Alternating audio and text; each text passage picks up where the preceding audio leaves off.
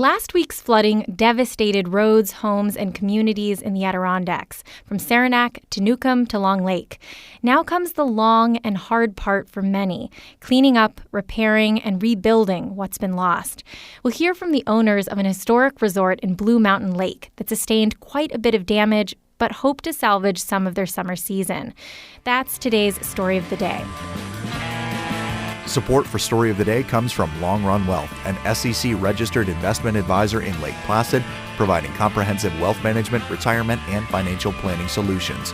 LongRunWealth.com. Hi, I'm Amy Feiereisel. It's Wednesday, July 19th. First up, school lunches in New York might look a bit different this coming school year. The state's Board of Regents voted unanimously to increase the amount a school district can spend on food and milk products. The cap on those purchases was raised from $100,000 to $150,000 per district. The new rule takes effect this week as an emergency measure. The Board of Regents expects to vote again in November to make the new rule permanent. County fairs are starting to open all across New York. A big part of those fairs are the rides. The state's Labor Department says they're dispatching inspectors to make sure all the rides on the Midway are safe. Karen DeWitt went to the Saratoga County Fair and reports. New York's Labor Commissioner Rebecca Reardon and other officials appeared at Tuesday's opening of the Saratoga County Fair to reassure the public that the rides are closely monitored. Reardon says this summer, as usual, state inspectors are checking all the rides at fairs, amusement parks, and carnivals, and none are permitted to operate without a permit. Last year alone, they inspected over 7,000 rides statewide, leaving no stone unturned to ensure that everyone is in compliance with rigorous safety inspections. If a ride is up and running at the Saratoga County Fair, that means it has been inspected and it's deemed safe to ride for the appropriate audiences.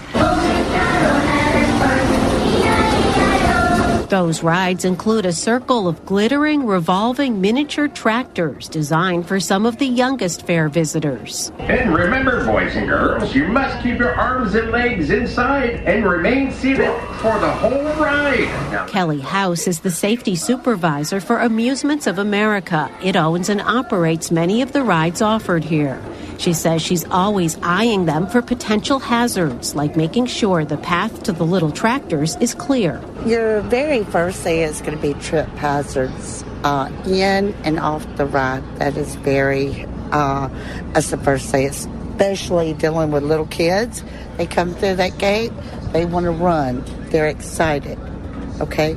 Your second thing is always going to be your safety restraints. Everyone is required to wear a seatbelt. House works closely with Labor Department inspectors like Brian DeStephanis. So the inspection process actually starts when the operator... DeStephanis jumps on the platform to demonstrate how a ride is inspected. Generally, I'm looking for signs of wear, tear, broken parts, modifications maybe that weren't part of the original manufacturer's manual. He bends down to lift the tarp over the mechanical center of the ride to make sure that the torque values on the nuts and bolts are correct and that the moving parts have been oiled properly.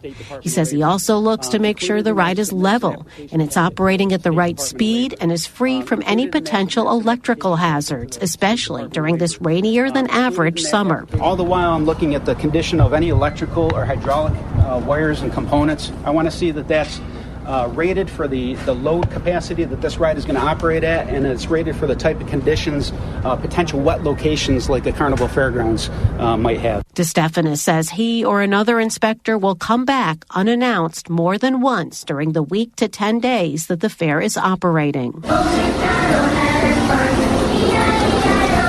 you, boys and girls, for riding the tractor ride. Come back and see us again, and please be careful getting off of the ride. At the Saratoga County Fairgrounds, I'm Karen DeWitt. The owners of an historic resort in Blue Mountain Lake say they will rebuild after last week's flooding washed away a local road, parking areas, and most of their beachfront property. Dozens of guests at Hemlock Hall were evacuated by boat and van last Tuesday and were brought to a shelter at Indian Lake Central School. This is the third summer that Tony and Chelsea Provost have owned the resort.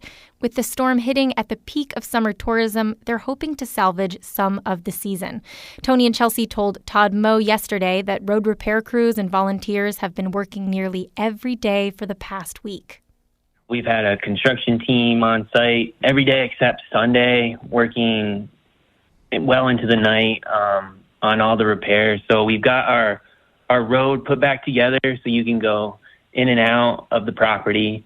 You can make it back down our main footpath. That brings you down to the majority of our cabins and also our waterfront.